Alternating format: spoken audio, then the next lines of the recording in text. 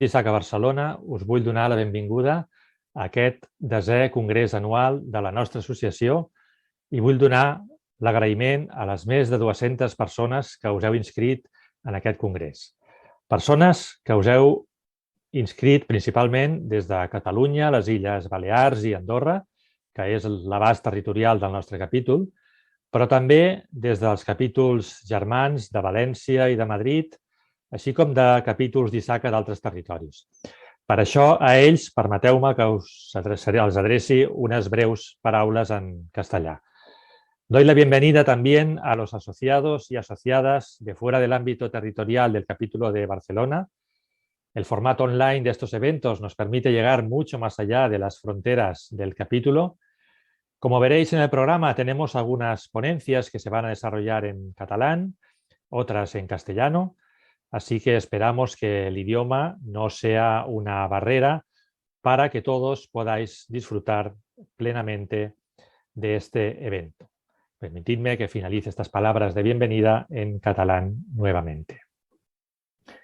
Doncs bé, amb l'interès d'aportar valor als nostres associats i associades, us informo que l'assistència a aquest acte us proporcionarà fins a un màxim de 6 crèdits CPE, si ens acompanyeu en les sessions d'avui i demà, o a la part proporcional els que estigueu menys estona. Els que sou associats a ISACA ja haureu indicat el vostre ID en el formulari de registre, així que els CPE se us carregaran automàticament. Faig un parèntesi per dir-vos que aquests dies hi ha alguna incidència amb la plataforma d'ISACA de gestió dels CPE i que potser trigaran una mica més del que seria habitual en estar disponibles. Així que us demano una mica de paciència i disculpeu aquestes molèsties que són alienes al capítol.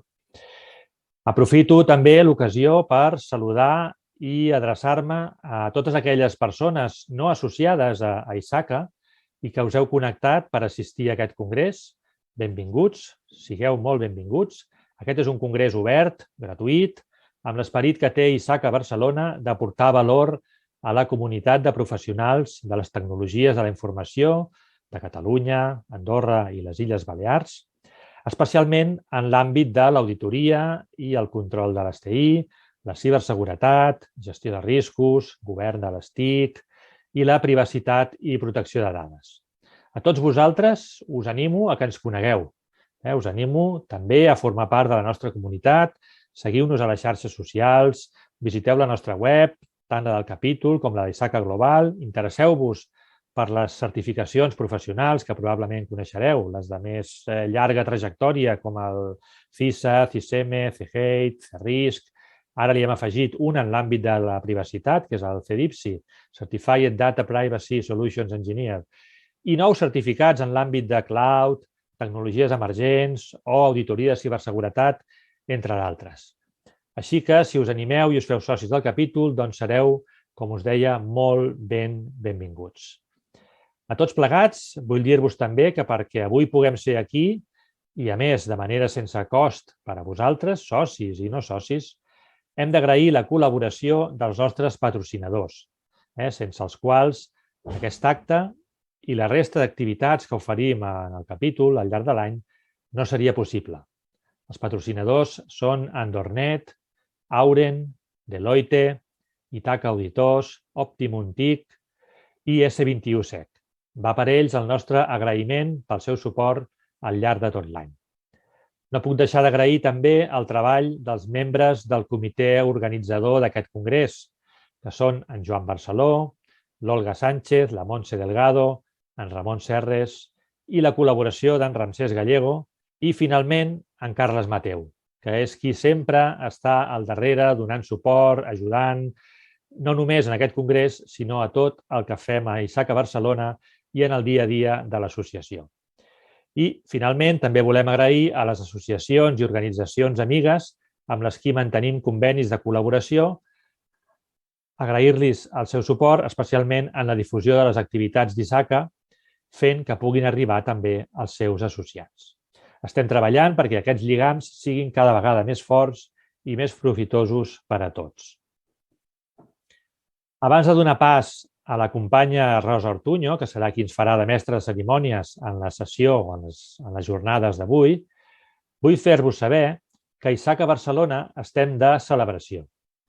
Aquest és el congrés número 10, que hem vingut celebrant anualment des de l'any 2011 en aquest format congrés, tot i que anteriorment, abans del 2011, ja havíem celebrat altres actes o trobades professionals, però a més és una doble celebració, no només pels 10 anys de congrés, sinó també perquè el capítol compleix 20 anys des de la seva creació.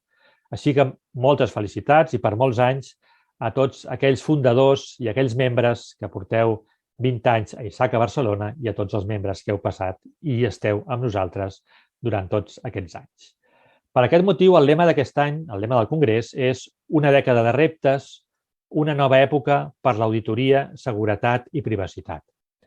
La dècada de reptes fa referència precisament a aquests 10 anys de congressos, en els que esperem haver aportat el nostre gra de sorra en compartir i difondre el coneixement entre la comunitat de professionals de les TIC.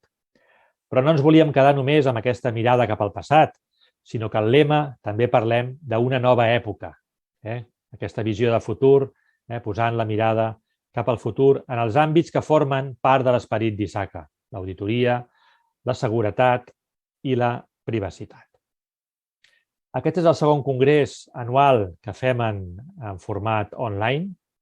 Com podeu imaginar, els preparatius per organitzar un congrés com aquest comencen molts mesos abans. Quan vam començar a preparar-ho, amb les dades que teníem sobre l'evolució de la pandèmia, ja et dic, quan vam començar a preparar-ho, d'això ja fa uns quants mesos, el comitè organitzador del congrés, amb l'aprovació de la Junta del capítol, va prendre la decisió de fer el congrés en format online. Així ho hem mantingut i esperem que ben aviat puguem anunciar-vos algun esdeveniment en format presencial. De debò que en tenim moltes ganes de poder veure-us a tots i a totes presencialment i poder-vos saludar en persona i ja estem posant fil a l'agulla per a poder fer aquest acte en format presencial després d'aquests gairebé 20 mesos d'activitat en remot, durant els quals no hem aturat l'activitat de l'associació i ens hem adaptat al format online. Hem mantingut les jornades mensuals, hem mantingut els cursos de formació, les col·laboracions amb altres entitats, els congressos amb altres associacions, etc. I tot això gràcies al vostre suport i que heu respost assistint a totes aquestes activitats des de la distància, des de casa vostra o des dels vostres llocs de treball. Moltes gràcies també. I per recordar aquests 10 anys de congressos, no vull fer-ho jo sol, sinó que vull comptar amb aquells qui han participat directament en aquests congressos precedents. Ells són els presidents que m'han precedit en el càrrec i que han estat organitzant els congressos des de 2011. En un vídeo que veureu ara mateix, ells mateixos us adrecen unes paraules, començant per l'Albert Lledó, que és qui va iniciar aquest format de congressos, seguit pel Joaquim Altafaja, en Ramsès Gallego i en Joan Barceló. Doncs aquí els teniu, endavant vídeo. Hola, bon dia. Soc Albert Lledó. Jo tinc l'honor d'haver sigut un dels membres fundadors. Ara, aquest any, precisament, fa 20 anys. I també l'honor d'haver estat com a president durant uns anys i aportant tot el millor que jo puc cap a la professió.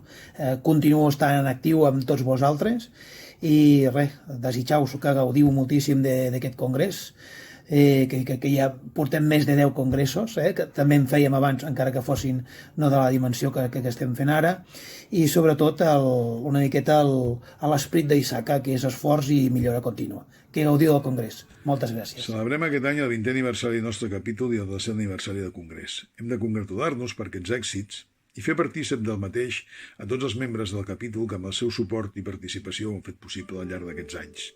També voldria donar una menció especial a Carles Mateu, que amb el seu treball incansable i la seva dedicació en el dia a dia dona una gran tasca a tots els associats. Moltes gràcies i enhorabona a tots. Hola a totes i a tots. Soc el Ramsés Gallego i és per mi un plaer celebrar no només els 10 congressos d'Isaac a Barcelona, 10 anys en són molts, però també els 20 anys d'existència del capítol. Gràcies a totes les juntes anteriors, l'actual i les futures. Gràcies als presidents anteriors, a l'actual i, evidentment, als que vindran. Però gràcies, sobretot, gràcies a les sòcies, als socis, als que fem Isaac a Barcelona, que durant 20 anys hem pogut existir i compartir, i a més, hem pogut crear un magnífic congrés del qual celebrem aquest 10è aniversari. Gràcies a totes i a tots, desitjant i celebrant que hi hagin 10 congressos més, 100 congressos més i molts, molts més anys. Una abraçada, ens veiem. Companyes, companys, avui és un gran dia pel teixit associatiu d'Isaac a Barcelona. Celebrem dues fites a quina més important. Per una banda, el nostre aniversari, des de la fundació el 2001, 20 anys, amb el que ens hem anat formant, creixent com a persones i professionals, compartint i debatent punts de vista dins del món de l'auditoria, la seguretat, el control, la governança, el risc. Ara estem en l'època de la ciberseguretat, sembla ahir, i en tenim 20 anys i tenim moltes ganes i molta il·lusió per seguir molts anys més endavant. No voldria deixar passar l'ocasió per agrair als nombrosos companys de Junta que han anat passant amb el decurs del temps, pel molt que m'han ensenyat i han aportat per fer créixer el capítol. D'altra banda, avui celebrem el nostre congrés. Ja ho trobem normal i és el 10è. 10 anys buscant continguts interessants, ponents que portin coneixement, resolguin dubtes, preparant taules de debat, cercant espais i sponsors per fer tot això possible i poder-ho dur a terme, adaptant-nos a la nova realitat que ens ha portat la pandèmia, que no estàvem preparats per això. Albert va encendre la guspira, gràcies Albert, al preparar el primer congrés. Quins nervis, quin patiment, va ser tota una aventura preparar el primer congrés, no? Però hem anat aprenent, allò del cicle d'aprenentatge contínua doncs el portem molt interioritzat, no? Hem tingut grans aliats com el nostre inestimable Carles Mateu, que treballant a l'ombra ha anat portant molta i molta llum en tot el que preparem. Espero gaudir del present congrés tant com nosaltres preparant-lo per vosaltres. Una abraçada i fins aviat. Moltes gràcies, companys presidents anteriors. Una abraçada per tots i gràcies per adreçar-nos a aquestes paraules. És un honor per mi seguir el camí que ells van iniciar. Entre tots anem construint Isaac a Barcelona i, com deia en Ramsés, i els que vindran, que puguem gaudir durant molts anys de congressos com aquest i cada vegada millors. Segur que sí, estic convençut que serà així. Doncs ara sí que ha arribat el moment de donar pas als presentadors i als ponents del congrés, de la sessió d'avui, i us deixo amb la Rosa Ortuño. Hola, Rosa. La Rosa és vocal de la Junta Directiva del capítol. Hola. Com deies, vocal de la Junta Directiva del capítol, una gran professional, molt reconeguda en el sector, una gran companya. Així que és tot un plaer comptar amb ella a la Junta i que avui hagi agafat aquest repte de fer-nos de conductora de la jornada. Benvinguda, Rosa, i endavant. Moltes gràcies, Joan. Moltes gràcies, Joan, i realment moltes felicitats a tots. S'ha posat la pell de gallina, de veritat, veient els vídeos. Fa 20 anys del capítol d'Isaac a Barcelona, fa 10 d'aquests congressos. Jo he presentat ja algun també físic.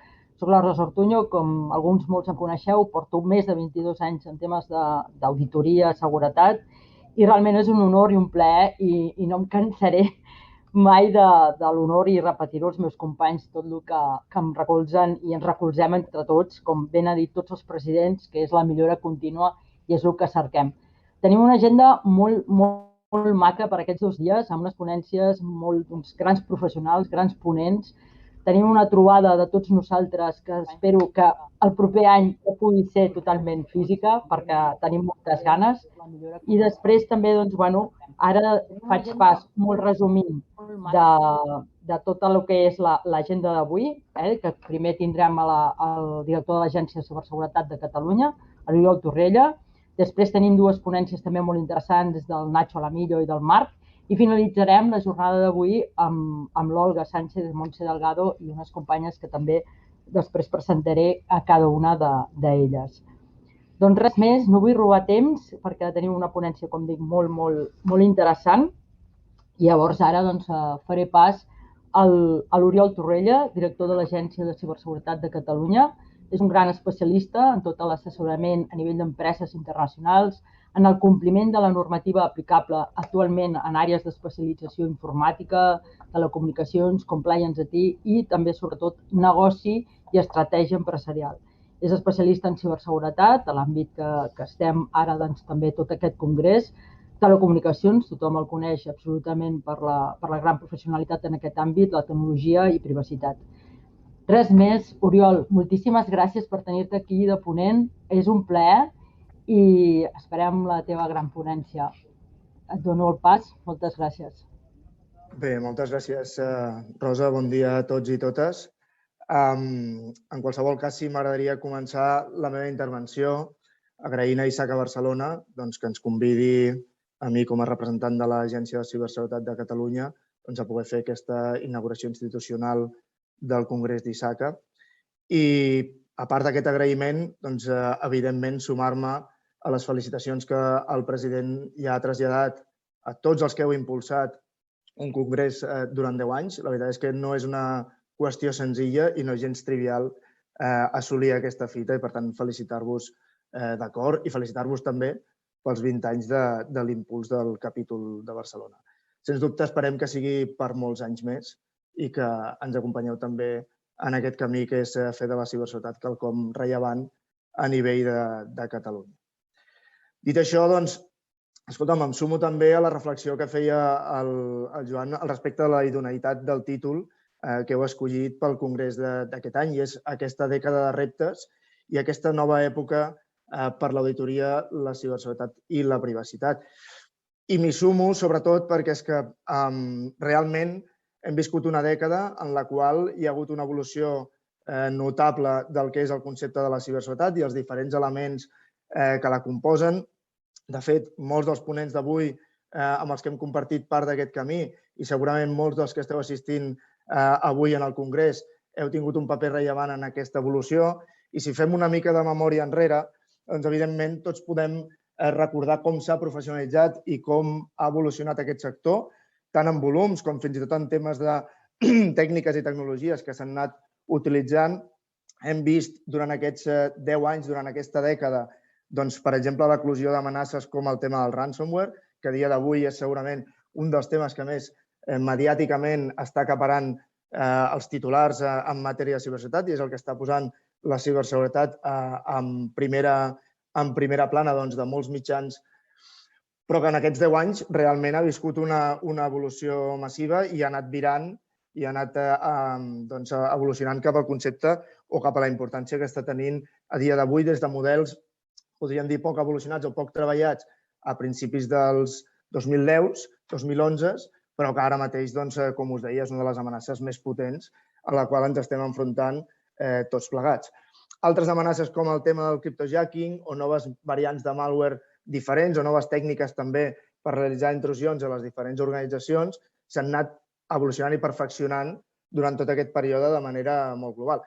Sí que és cert que en tot aquest temps hi ha algunes que encara ens acompanyen, com pot ser, per exemple, el tema del phishing o d'altres, i que no per això no han viscut també la seva evolució i segueixen sent elements terriblement importants.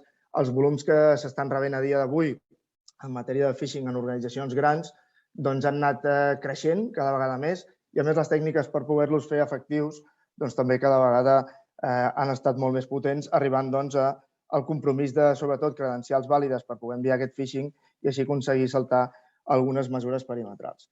Com us comentava, l'evolució de, per exemple, tècniques com el tema del ransom ens han fet veure des dels informes de tendències que anem elaborant periòdicament des de la pròpia agència, com des d'aquells primers intents amb imports o xifres molt baixes, rondant els 50 euros, i amb excuses, diguem així, poc incentivadores per pagar, com el tema de visualitzar determinats continguts, fins al segrest o bloqueig d'organitzacions molt potents o de serveis de subministres de primer ordre que estem veient darrerament, o fins i tot atacs dirigits en l'àmbit hospitalari que tan important ha estat durant tota la gestió d'aquesta pandèmia que hem viscut darrerament.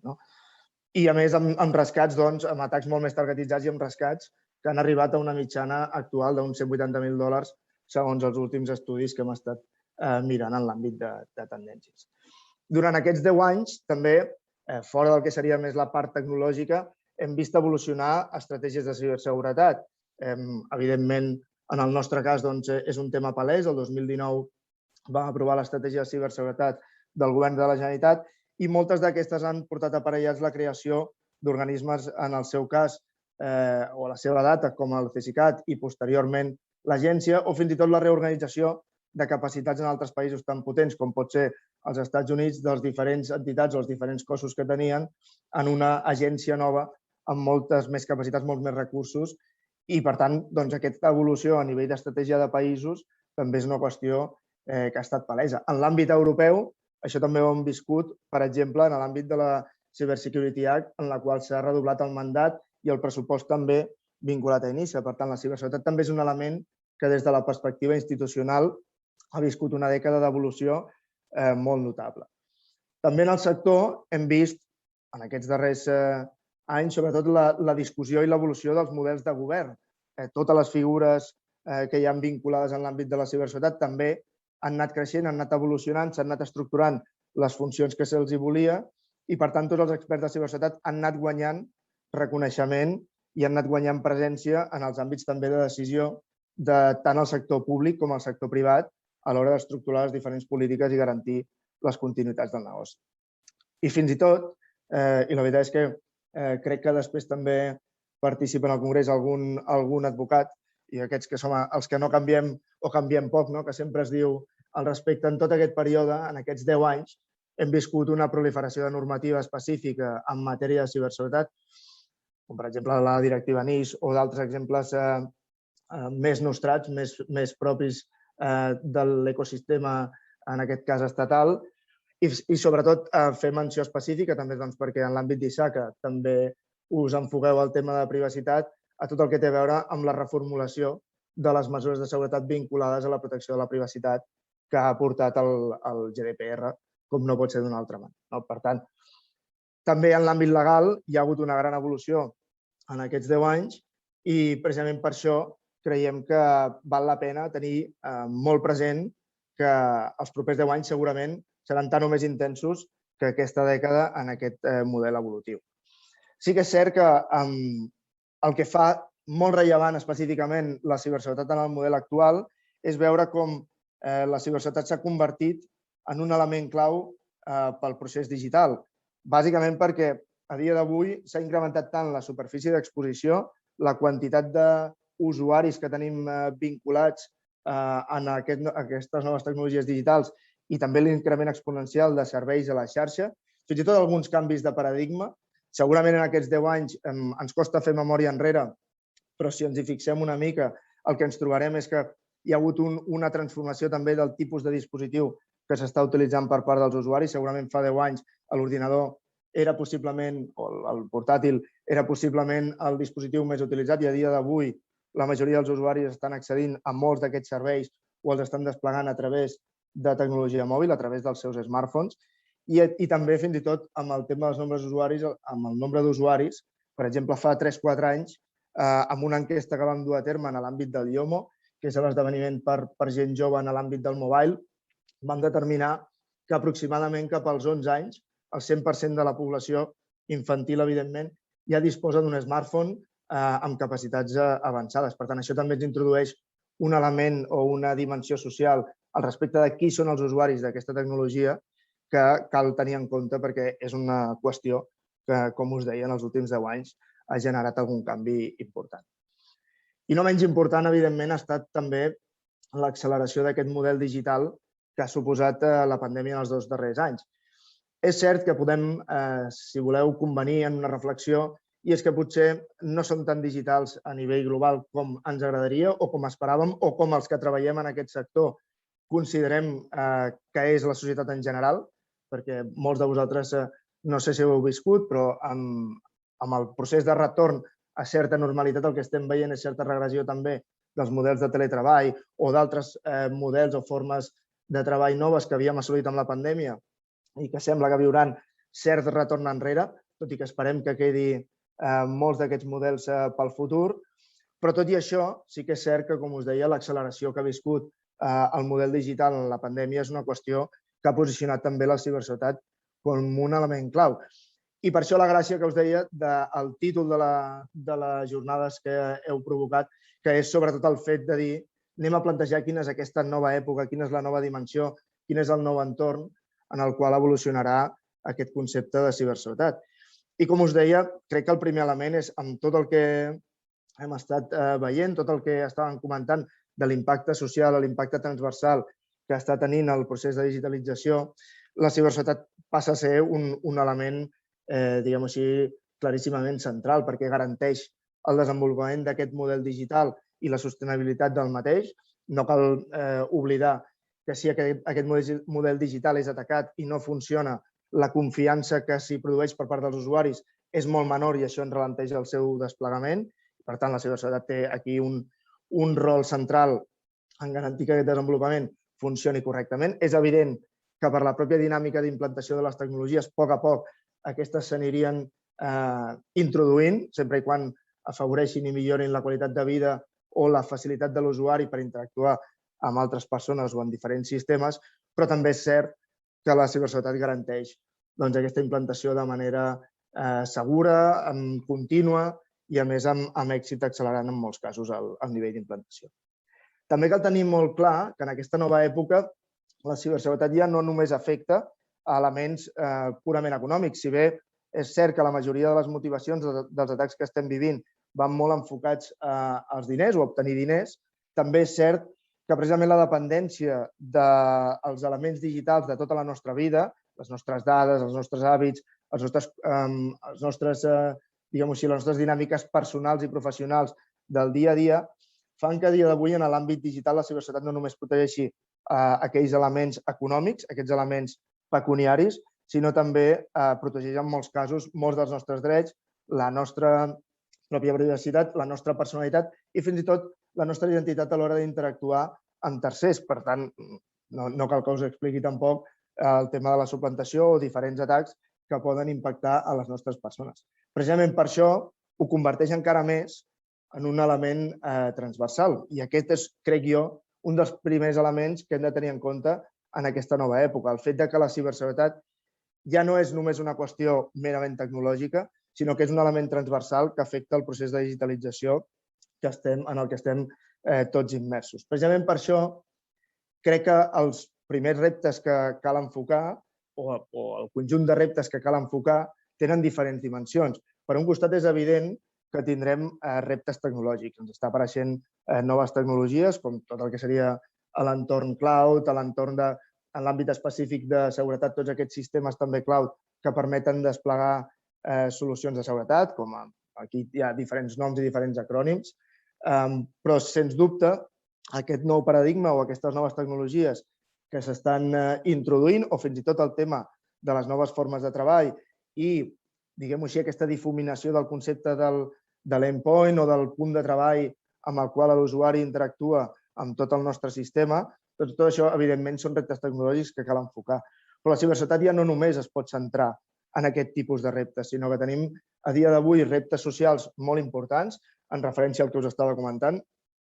En breu, el 100% de la nostra vida es podrà desenvolupar pràcticament en un entorn digitalitzat i precisament per això cal tenir en compte també aquesta dimensió social dels nostres conciutadans, però també hi ha reptes des d'una perspectiva laboral i econòmica en relació amb com la ciberseguretat ha de començar a generar models en els quals es comenci a parlar també de l'impacte, l'interès o la motivació econòmica per implementar determinades mesures o no fer-ho. I aquí entra tot l'element dels ciberriscos, les pòlisses de ciberriscos en matèria de seguretat. Per tant, hi ha una dimensió també de planificació econòmica que ha d'aconseguir o ha de fer créixer i ha de centrar en la ciberseguretat com un dels pilars dels negocis digitals del present i del futur.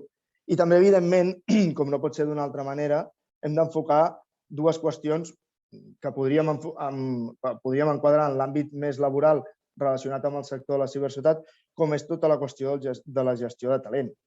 És evident que a dia d'avui les xifres no són gaire optimistes. És a dir, a dia d'avui tenim estimat que es requereixen o que queden vacants aproximadament unes 4.000 posicions en matèria de ciberseguretat a Catalunya, i això és un nombre bastant elevat. De fet, és un creixement aproximat del 70 al 80% del mercat actual d'ocupació a Catalunya i, en canvi, estem produint entre 150 i 200 professionals a l'any i això, evidentment, és absolutament insuficient per cobrir aquesta necessitat. I això és un element que genera un impacte i genera una tensió en el propi mercat que hem de mirar de revertir o hem de mirar de corregir amb les diferents mesures que hem anat estructurant.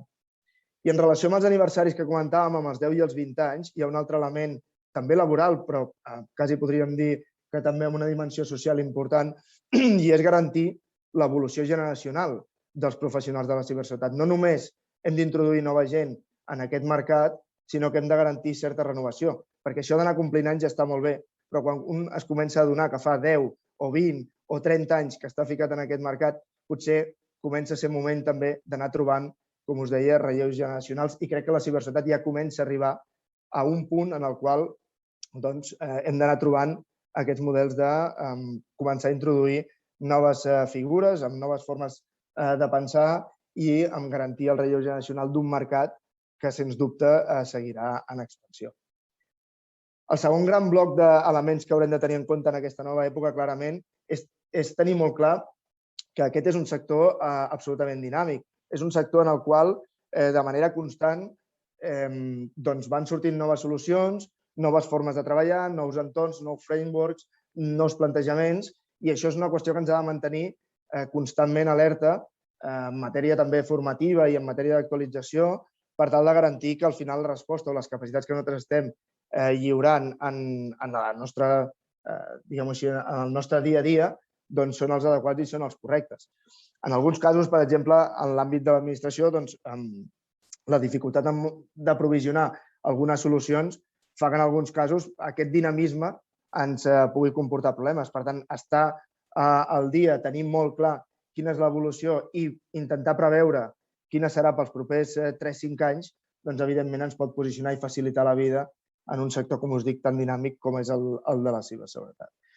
En aquest sentit, per exemple, des de l'agència, aquests canvis tecnològics, algunes de les qüestions que ens han permès és desenvolupar projectes que feien molts anys que teníem previstos, però que ja fos per una qüestió o per una altra, i en aquest cas, en molts casos, per les pròpies limitacions tecnològiques del que hi havia en aquell mercat, doncs no hi podíem arribar. Per exemple, estem desenvolupant i estem iniciant tot un model de seguretat per a les administracions locals de Catalunya, en el qual una de les peces essencials és el desplegament de solucions de seguretat a través d'una plataforma cloud que ens permetrà arribar i millorar la seguretat d'aquestes administracions.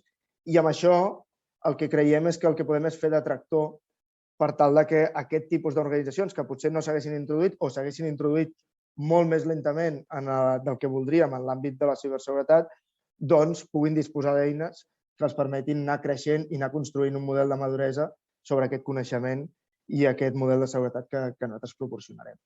D'altres projectes també que ens han de permetre desenvolupar la nostra comesa poden ser, per exemple, l'índex de ciberseguretat, amb el qual volem mesurar quin és l'estat de la ciberseguretat a Catalunya i, per tant, amb aquesta informació poder afavorir també a tots els professionals del sector perquè desenvolupin serveis o activitats o qüestions que puguin millorar o donar resposta a tot allò que com a agència estem observant que funciona en el nostre país. Per tant, en aquest paper que desenvolupem com a entitat tractora, com a entitat que governa l'àmbit de la ciberseguretat i que desenvolupa polítiques públiques a Catalunya, una de les qüestions que també abordarem en aquest 2022 precisament és començar a treballar a la renovació de l'estratègia de ciberseguretat del país. I és que, com que vam aprovar el 2019 per 4 anys, el 2022 s'acaba l'enfocament estratègic que vam plantejar en aquell moment i, com us deia, en un sector tan dinàmic hem d'abordar un canvi d'estratègia clar per tal d'orientar els propers exercicis.